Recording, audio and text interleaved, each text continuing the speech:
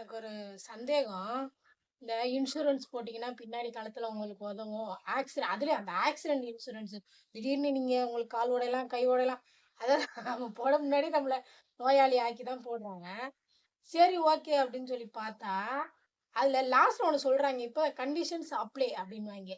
அதுல என்னன்னா, நம்ம அடிபட்டு ஆஸ்பத்திரியில போய் சேர்ந்து, 4 பேர்ட்ட கடன் வாங்கி, அத கெட்டி முடிச்சு, அந்த பில்ல கொண்டோய் குடுத்தா தான் அது கிளியர் ஆகுமாம்.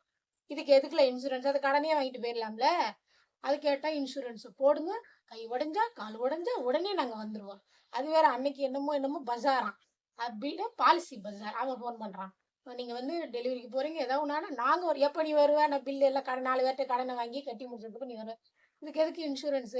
ஆனா இது இந்த பின் காலத்துல வரும்ன்றாங்கல்ல, அது ஓகே. ஆனா இந்த ஆக்சிடென்ட் இன்சூரன்ஸ்ன்றது எனக்கு புரியல. 2வது அது கொஞ்சம் ஒரு மாரி என்ன ஏன் அதுக்கு எதுக்கு நம்ம இது பண்ணணும்னு தோணுது.